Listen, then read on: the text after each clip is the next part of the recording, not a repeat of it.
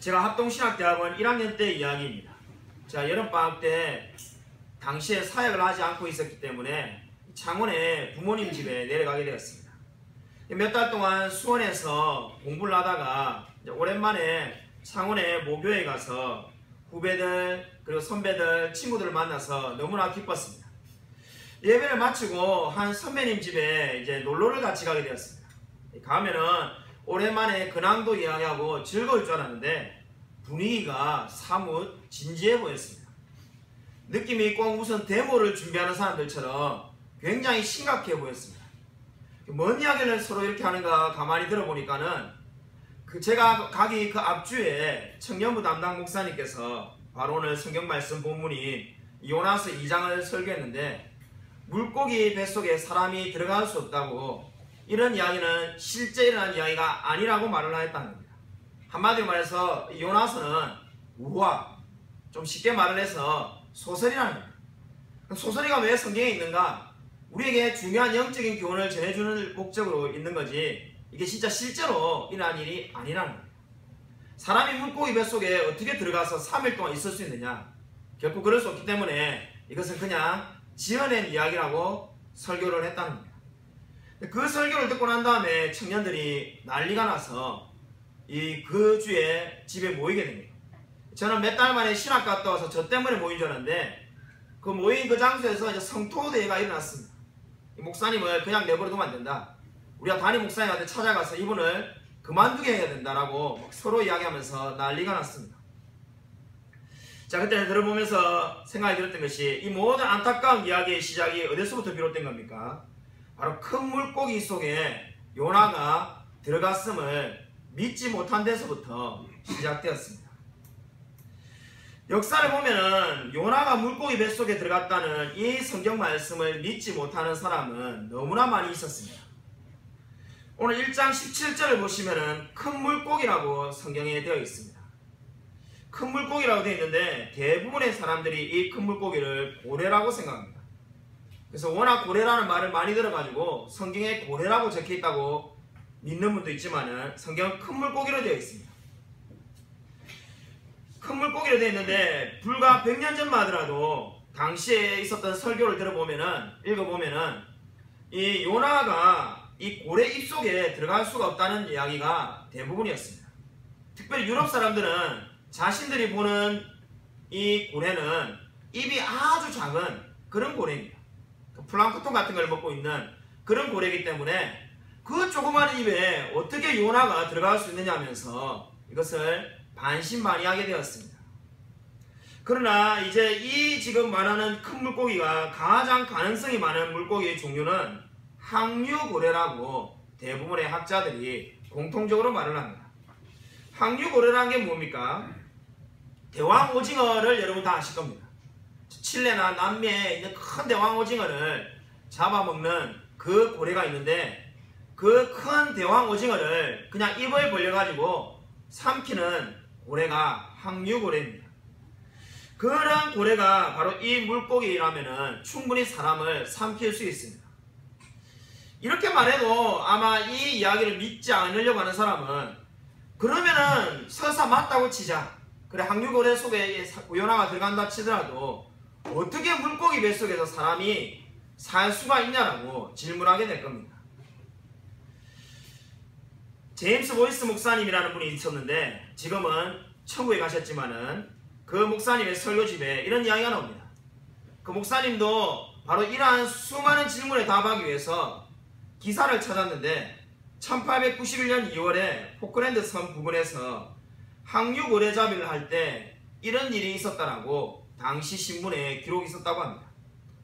두 척의 배가 고래를 잡으려고 하는데 한 배가 작사를 던져가지고 고래 등에다가 작사를 꽂습니다.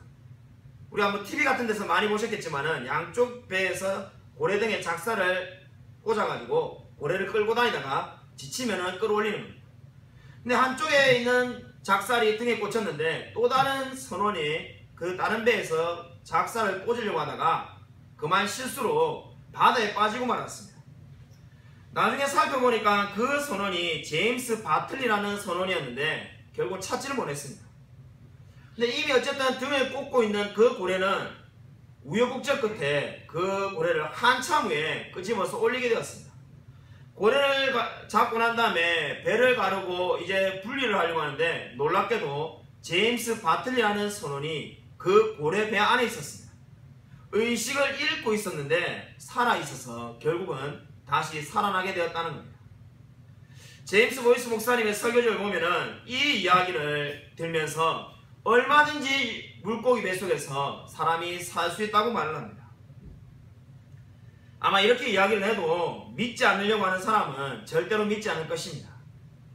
저는 성경을 변호하는데 크나큰 관심이 없습니다. 우리가 요나의 이야기를 아무리 변론해본들 성경을 믿지 않으려고 하는 사람은 예수님이 무리를 건너간 이야기, 죽은 나사로가 살아난 이야기, 그러한 이야기를 다 믿지 않을 겁니다. 아무리 우리가 변론을 잘한다고 해도 결국은 끝이 없습니다. 우리 신앙의 선배들이 말한 것처럼 성경을 이해하기 위해서는 먼저 믿어야만 하는 것입니다. 믿지 않는 자가 결코 성경을 이해할 수가 없습니다. 여러분, 성경을 우리가 변호하려고 노력할 필요가 없습니다. 저는 스펄전 목사님이 한 유명한 명언을 옮겨드리고 싶습니다. 여러분, 사자를 보호할 필요가 있는가? 성경을 보호할 필요가 없다. 성경은 그 자체의 능력이 있어서 수많은 비판 속에서 수많은 사람들을 변화시킬 것이다. 그렇습니다. 여러분, 사자를 변호할 필요가 있습니까? 여러분이 사자를 가지고 있다면 사자를 보호할 필요가 없습니다. 성경도 그 자체의 능력이 있어서 수많은 영혼들을 변화시킬 것입니다. 제가 아는 한 성경에 오류가 없다는 이야기 중에 가장 감동적인 이야기는 프란시스 셰프의 이야기입니다. 프란시스 셰프가 젊었을 때, 청년부일 때, 지금으로부터 수십 년 전에 자유주의 신앙의 물결이 있어서 성경에 오류가 있다는 것을 교회에서 가르칠 때가 있었습니다. 감사하게도 한국에 그렇게 가르치는 교회는 거의 없습니다만 당시에 미국에 그것이 열풍이 불 때가 있었습니다. 500명이 넘는 청년들이 모여서 강의를 듣는데 강사가 성경에 오류가 있다고 계속 이야기합니다. 듣는 와중에 견디지 못한 프란시스 셰프가 손을 들고 항의를 합니다. 지금 그 말은 하나님을 모욕하는 겁니다 라고 따지기 시작합니다. 그러자 강사가 자기의 생각에 동의하는 사람은 손을 들어보라고 하는데 놀랍게도 프란시스 셰프 외에 모든 사람들이 손을 듭니다.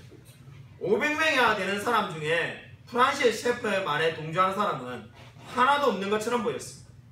그때 한 여학생이 손을 들고 자기도 프란시스 셰프의 말에 동조한다면서 성경은 절대로 오류가 없다고 말을 합니다. 그 사람이 바로 훗날 프란시스 셰프와 결혼하게 되는 에디스 셰이퍼입니다. 그때 프란시스 셰프는 이렇게 말을 했습니다. 수많은 사람이 다 나를 비판하지만은 결국은 우리가 지금 하고 있는 이 말이 성경에 오류가 없다는 말을 옳다고 인정하게 될 것이다. 그 프란시스 셰프의 말처럼 역사는 셰프와 그와 결혼한 에디스 셰이퍼는 기록하지만은 그 나머지 500명이 누구인지 아무도 알지 못합니다. 여러분, 오늘 우리가 성경을 바라볼 때 오늘 중요한 사실이 무엇입니까? 여러분, 믿음으로 바라보십시오. 이 물고기의 이야기가 논리적으로 맞냐 맞지 않느냐 여러분 접근하면은 결코 이 성경이 말하는 진리를 받아들일 수가 없습니다. 여러분, 오늘 이 요나가 진짜 물고기 뱃속에 들어갔느냐 안 갔느냐 우리가 믿음으로 바라보면은 당연히 믿을 수밖에 없습니다. 오늘 성경은 왜 이 이야기를 기록하고 있습니까? 오늘 이 요나서 2장이 말하는 바가 무엇입니까? 요나서가 고작 4장밖에 되지 않습니다.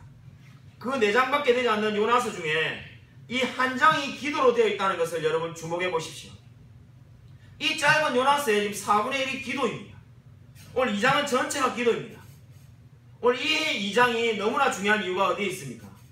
1장에 요나가 그렇게 하나님의 말씀대로 니느웨에 가지 않으려고 했는데 다음 주에 살펴볼 3장에는 요나가 니느웨에서 복음을 전합니다. 1장과 3장 사이에 달려진 거라고는 이 2장에 기도하는 모습밖에 없습니다. 그러면 오늘 이 기도가 무엇을 의미하는지 너무나 중요합니다. 오늘 이 요나의 기도는 3가지 중요한 영적인 진리를 담고 있습니다. 첫 번째, 요나가 자신의 모습을 직시하며 회개하였다는 데 있습니다. 오늘 이 요나의 기도가 저와 여러분에게 주는 중요한 영적인 첫 번째 교훈은 요나는 물고기 뱃속에서 회개하였다는 겁니다. 3절을 보시면 요나가 이렇게 말을 합니다. 주께서 나를 기쁨 속에서 바다 가운데 던졌다고 말을 합니다. 어떻게 보면 모든 자기에게 일어난 일이 하나님이 책임이 있다는 말처럼 들립니다. 그러나 그렇지 않습니다. 지금 그 모든 일을 움직이신 분이 하나님이신 건 인정하지만 책임은 누구에게 있다는 겁니까? 요나 자신에게 있다라고 8절에서 말을 하고 있습니다. 그럼 8절을 한번 읽어보시겠습니다. 우리 8절 말씀을 같이 한번 읽겠습니다. 시작. 거짓되고 헛된 것을 승상하는 모든 자 자기에게 베푸신 은혜를 버렸사오나. 요나 자신에게 일어난 모든 일이 하나님이 지금 일으키셨다고 요나가 3절에서 고백했습니다. 그 모든 일의 책임은 자신에게 있다라고 지금 자신이 은혜를 버린 것이 문제라고 회개하고 있습니다. 여러분, 이 요나의 기도를 잘 보십시오. 요나가 하나님께 요구하는 내용이 단 하나도 없습니다. 자기를 제발 하나님 부탁하니까 다시스로 보내달라든지, 제발 하나님 소원하니까 니느웨로만 안 보내달라든지 이러한 내용은 하나도 없습니다. 요나는 자신의 모든 잘못에 대해서 회개하는 내용밖에 없습니다. 그것이 바로 요나가 진실로 하나님 앞에 자신을 되돌아보는 것을 우리가 알 수 있습니다. 요나는 지금 하나님 앞에 자기가 얼마나 비참한 존재인지를 인식하고 있습니다. 그것이 바로 오늘 요나의 기도가 보여주는 첫 번째 중요한 영적인 교훈입니다. 사람이 회개할 때 가장 순수해지는 것입니다. 우리 인간의 영혼이 가장 순수할 때가 바로 하나님을 만날 때입니다. 1757년 어떤 주일날 당시에 철저한 무신론자였던 하트가 모라비안 교도들이 있는 교회에 찾아갔습니다. 독일의 모라비안 교도들이 당시에 신실한 사람으로 잘 알려져 있었는데, 무신론자였던 하트가 1757년 어느 주일날 그 교회에 예배하러 갔습니다. 그리고 등록하러 갔습니다. 그 이유는 그들의 모임에서 뭔가 문제를 발견해내겠다는 겁니다. 그날 설교가 우리가 너무나 잘 아는 요한계시록 3장 20절이었습니다. 그는 나로 더불어 먹고 하는 그 유명한 말씀을 설교하고 있습니다. 그 어떠한 역사적인 사료를 통해 봐도 이 하트가 설교를 들을 때 설교했던 사람의 이름은 전해지지 않습니다. 한마디로 지금 제가 설교하고 있는 저처럼 무명의 설교자입니다. 놀랍게도 그 순간에 하나님을 만나게 되었습니다. 45세의 나이였던 이 하트가 그 설교 한 번에서 완전히 인생이 변화되게 되었습니다. 그는 그 순간을 해석하며 이렇게 말하였습니다. 나는 뭔가 비판하기 위해서 예배를 들으러 갔는데 설교에 빨려 들어가게 되었다. 그리고 그렇게 내가 기독교에 대해서 부정적이었는데 하나님 앞에 내가 무릎 꿇을 수밖에 없었다. 그리고 그가 회심한 2년 동안에 얼마나 많은 찬송시를 썼는지 모릅니다. 그 중에 가장 유명한 찬송가가 찬송가 96장에 있는 찬양입니다. 예수님은 누구신가? 우는 자의 위로와 없는 자의 풍성이며 천한 자의 높음과 잡힘 자의 노비임이 되고 우리의 기쁨이 되신다는 그 유명한 찬송가가 바로 이 무신론자 하트가 예수님을 영접하고 2년 이후에 쓴 찬양입니다. 여러분, 이것이 무엇을 보여줍니까? 하나님은 지금도 살아계시며 역사하신다는 겁니다. 수많은 사람들이 자기의 머리를 가지고 하나님을 믿지 않지만은 하나님을 믿을 수밖에 없다라고 성경은 말을 하고 있습니다. 요나가 그렇게 하나님으로부터 도망가려고 도망갔지만은 결국 물고기 뱃속에 들어가서 하나님 앞에서 한 것은 자신의 잘못을 회개하며 뉘우칠 수밖에 없었습니다. 두 번째로 요나의 기도가 보여주는 영적인 교훈은 바로 오늘 4절에 있습니다. 오늘 4절 말씀을 우리 한번 같이 한번 읽겠습니다. 시작. 내가 말하기를 내가 주의 목전에서 쫓겨났을지라도 다시 주의 성전을 바라보겠다 하였나이다. 아멘. 두 번째 이 요나의 기도가 보여주는 영적인 교훈이 무엇입니까? 기도할 때에 믿음이 회복된다는 겁니다. 정말 여러분이 왜 기도해야 되는가? 우리가 그런 이야기들을 가끔 하는 성도님들을 만나볼 수 있습니다. 왜 교회를 다니면 그렇게 기도해란 말을 많이 하는가? 기도할 때 믿음이 회복되기 때문입니다. 오늘 지금 4절을 보시면은 요나가 자기의 처지를 말하는 부분이 전반부에 있습니다. 내가 주의 목전에서 쫓겨났을지라도, 자기가 하나님 앞에서 쫓겨났다는 것을 지금 요나가 인정하고 있습니다. 아마 인간에게서 가장 비참한 이야기가 주님의 목전에서 쫓겨났다는 이 말일 겁니다. 이보다 더 비참한 말이 없습니다.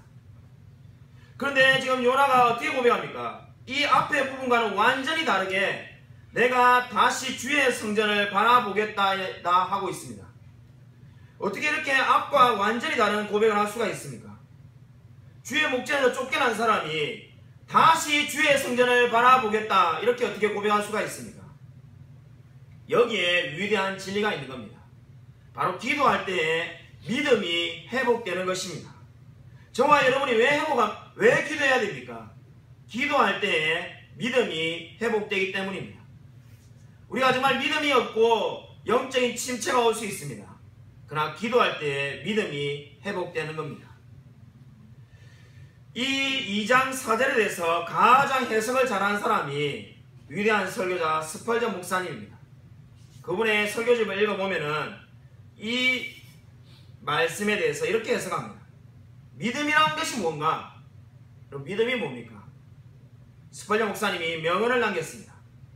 그러나라는 말과 함께 하나님께 다가가는 것이다. 너무나 멋진 말이지 않습니까? 어떻게 이런 말을 생각하는 수 있는지 모르겠습니다. 믿음이란 게 뭔가? 나의 상황이 너무나 절망적이지만은 그러나라는 말과 함께 하나님께 다가가는 거랍니다. 오늘 이 요나의 처지와 너무나 알맞는 말이지 않습니까? 요나는 하나님 말을 어겨가지고 다시스로 도망가려고 했습니다. 하나님 앞에 다가갈 염치가 없습니다. 어떻게 갑자기 이제 하나님께 용서해달라고 말할 수 있겠습니까? 어떻게 하나님께 다가갈 수 있겠습니까? 근데 믿음이란 게 뭡니까? 그러나라는 말과 함께 하나님께 다가가는 것입니다. 내가 주의 목전에서 쫓겨났지만은 그러나 내가 다시 성전을 바라보겠나이다. 저와 여러분의 인생에도 마찬가지입니다. 내가 하나님을 배신하고 살았는 세월이 얼마나 긴데 어떻게 주님을 믿는다고 고백할 수 있는가? 그러나 하나님께 다가가면 됩니다. 그것이 바로 믿음입니다. 내가 인생을 방황하면서 내 마음대로 오랫동안 살았는데 어떻게 하나님을 다시 찾을 수 있을까? 그러나 하나님께 다가가시면 됩니다. 그것이 바로 믿음입니다. 그 놀라운 믿음이 언제 회복된다는 겁니까? 기도할 때에 회복이 된다는 겁니다. 그것이 바로 오늘 요나스가 말하는 두 번째 중요한 영적인 진리입니다. 저와 여러분이 왜 기도해야 됩니까? 기도할 때에 저와 여러분의 영혼이 변화되게 되어 있습니다. 그러나 하나님께 다가가십시오. 저와 여러분의 상황과 이 세상의 처지를 보면은 도무지 소망이 없다고 생각할 때가 있을 것입니다. 그러나 라는 말과 함께 하나님께 나아가십시오. 하나님께서 여러분의 삶을 변화시킬 것입니다. 여러분 인생의 절망적인 순간 속에서 여러분은 무엇을 하였습니까? 이번 주에 우리 교회에 큰일이 있었습니다. 이번 주 목요일에 저와 박지영 사모가 봉담에 가서 우리 이 상가 우리 예배당 주인과 계약을 맺었습니다. 정확하게 말하면 그 주인은 캐나다에 이민가 계시기 때문에 주인의 동생 남자분과 계약을 맺게 되었습니다. 2년 전에도 그분을 만났었는데 만나고 난 다음에 2년 동안의 근황을 물으면서 잠깐 그런 이야기를 하게 되었습니다. 그분이 묻지도 않았는데 그런 말을 하더라고요. 2년 전에 이것이 상가가 나가지 않아서 너무나 괴로웠다는 거예요. 이 상가가 무려 1년간 비어 있었다는 거예요.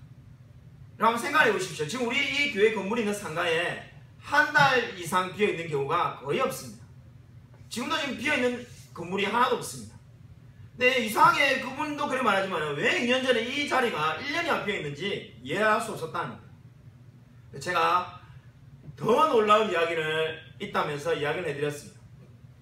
자, 서울에 있는 영광교회에서 교회를 개척하기 위해서 이제 이 향남에 얼마만큼의 상가를 구입하는데, 그러니까 빌리는데 돈이 드는지 제출해라고 했습니다.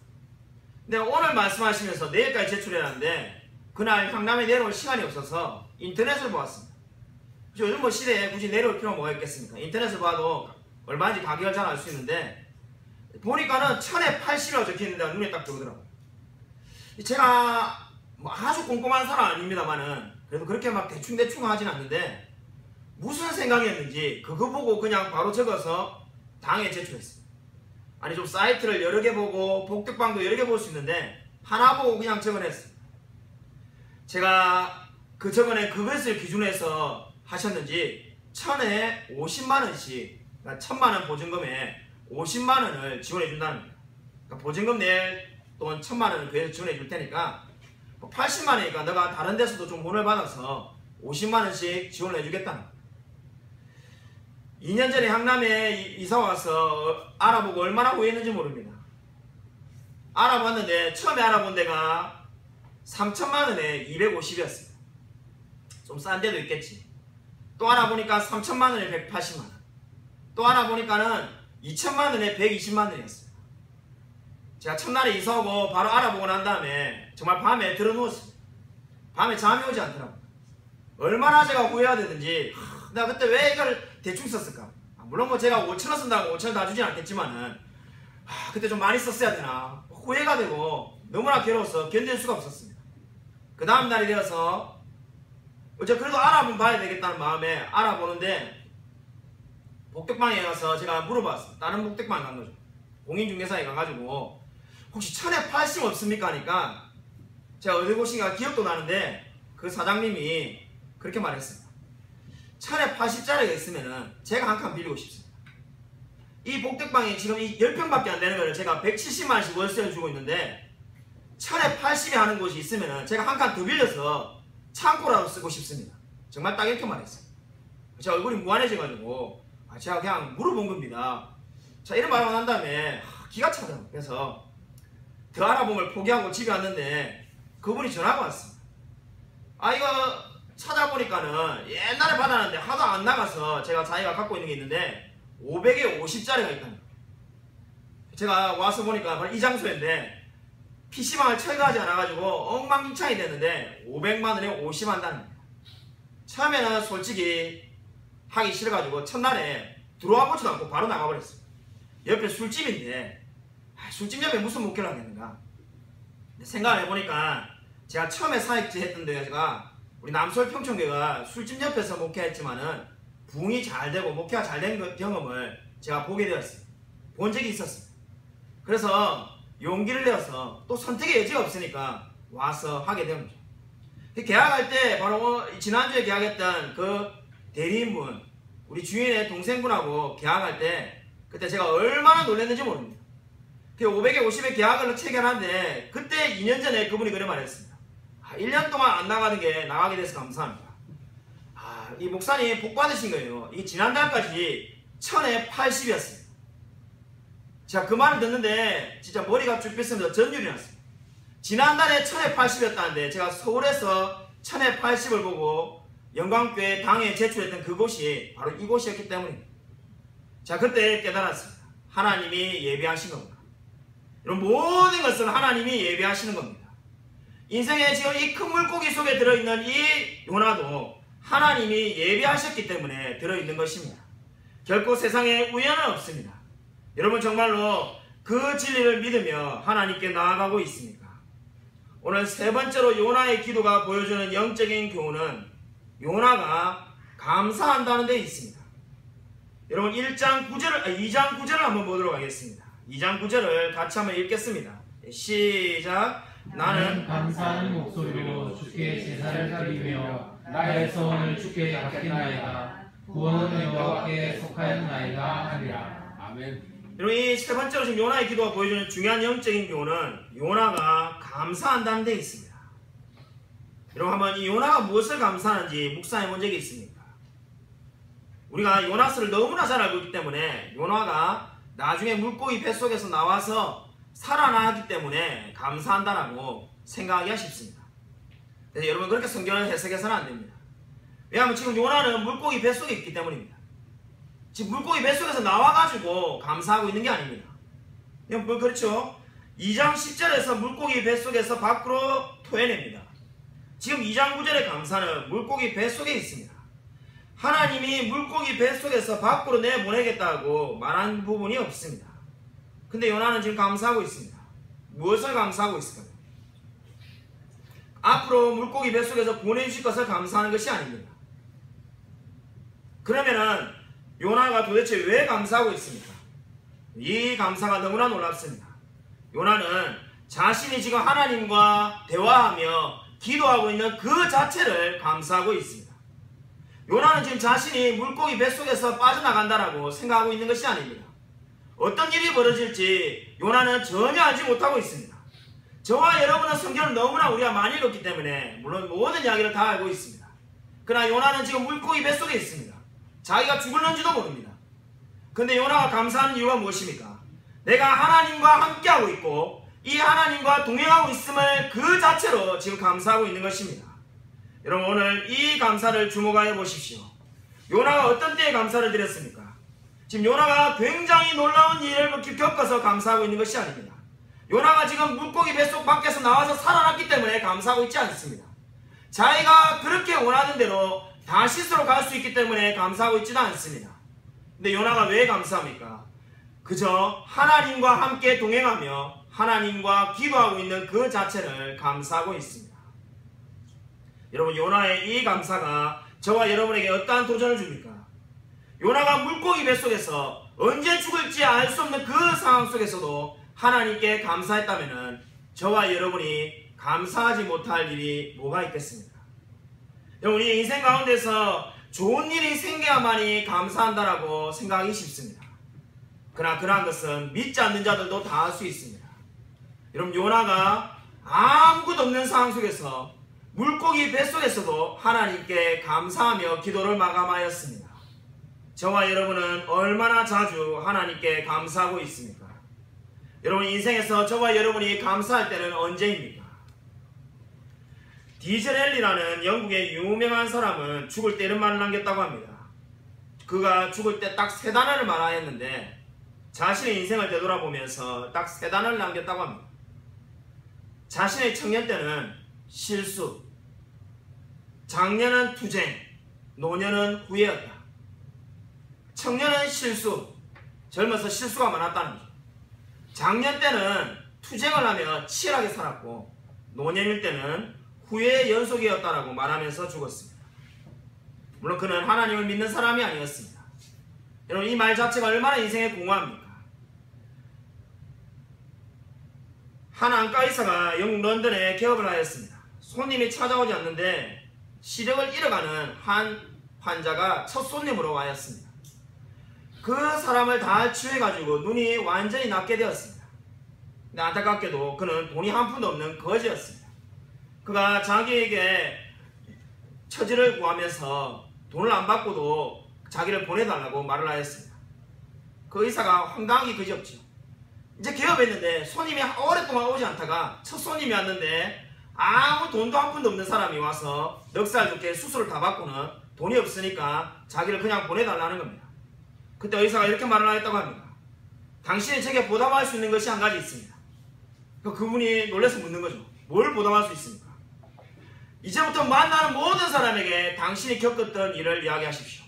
가만히 내버려두면 실명할 수밖에 없는데 저를 만나서 눈을 되찾게 되었다라고 이야기하십시오.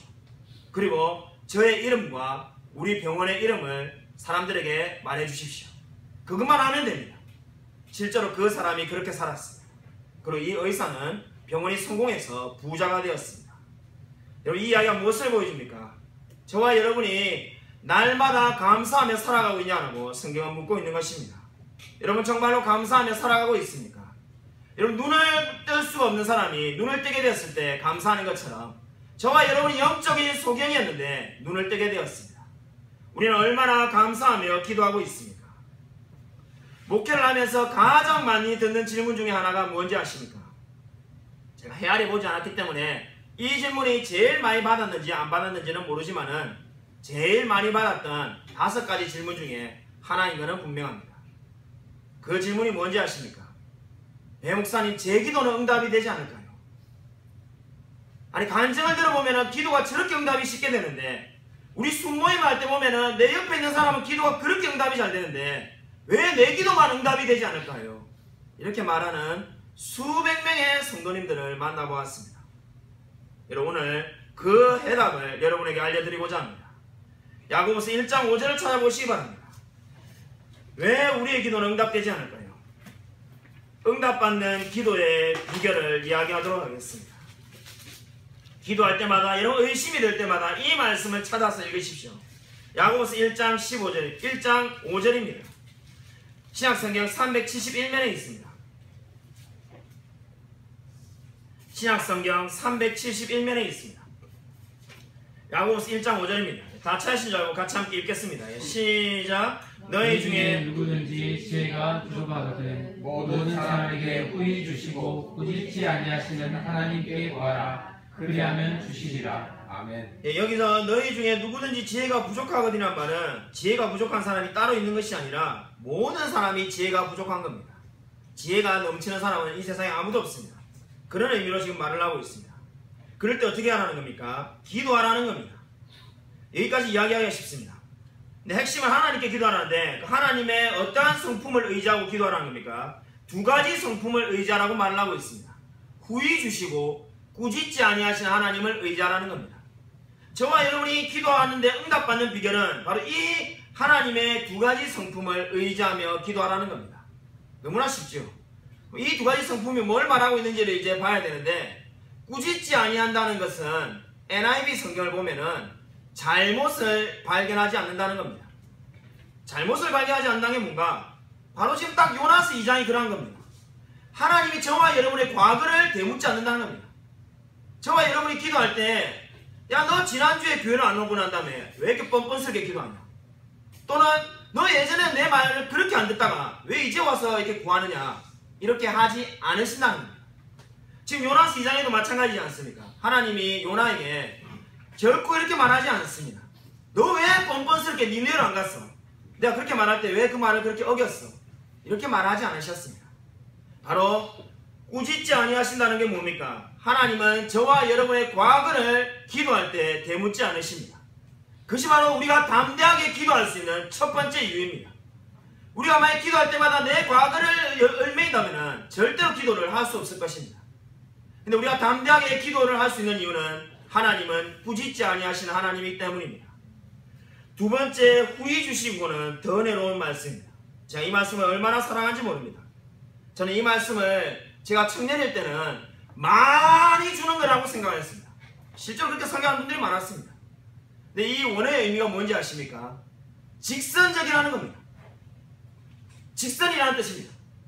그러니까 왜 후히 주시고 번역했는지 처음에는 이해할 수 있습니다. 아, 직선적이고. 직선적이라면 우리가 오해하기 쉽지 않습니다.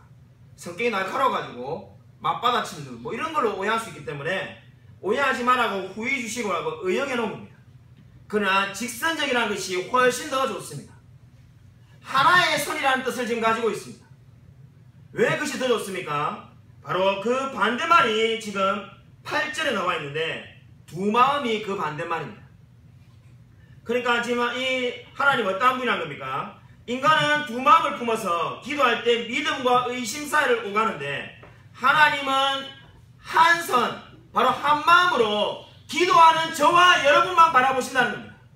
오늘 요나가 기도할 때 하나님은 요나만 바라보고 있습니다. 바로 후히 주시는 그 하나님께서 단 하나의 선으로 하나님과 요나의 관계에서 오직 요나만을 바라보고 있습니다. 저와 여러분이 기도해서 응답받지 못하는 이유가 어디 있습니까? 두 마음을 품기 때문입니다. 하나님만 바라보는 것이 아니라 믿음과 의심 사이를 계속해서 오가기 때문에 기도가 응답될 수가 없는 것입니다. 여러분, 기도가 응답받으려면 어떻게 해야 되는 겁니까? 하나님이 저와 여러분만 바라보고 계신 것처럼 후히 주시는 그 하나님만을 바라봐야 되는 겁니다. 의심하지 않고 오직 하나님만 바라볼 때 기도는 반드시 응답되게 되어 있습니다. 여러분, 오늘 요나의 기도가 왜 응답받을 수밖에 없습니까? 요나가 오직 이제 하나님만 바라보고 있기 때문입니다. 4절에서 요나가 고백하는 것처럼 내가 주의 목전에서 쫓겨났을지라도 다시 성전을 바라보겠나이다. 다시 성전을 바라보겠나이다. 오직 하나님만 바라보는 그 요나에게 기도가 응답되었습니다. 여러분은 어떻게 기도하고 있습니까? 기도할 때 세상과 하나님을 또는 믿음과 의심을 저울질하고 있지 않습니까? 그렇기 때문에 기도가 응답되지 않는 것입니다. 여러분, 하나님만 바라보십시오. 후히 주시는 저와 여러분만을 바라보는 그 하나님을 의지하십시오. 그럴 때 기도가 반드시 응답되게 될 것입니다. 여러분, 어떠한 기도 제목을 가지고 기도하고 있습니까? 어떠한 기도 제목을 가지고 기도하든지 간에 저와 여러분의 정욕을 위해 쓰지 않는다면 후히 주시고 꾸짖지 아니하시는 하나님께서 저와 여러분의 기도에 반드시 응답해 주시리라 믿습니다. 아무쪼록 이 놀라운 하나님을 늘 믿고 의지하는 저와 우리 모든 성도님이 되시기를 주님의 이름으로 간절히 축원드립니다.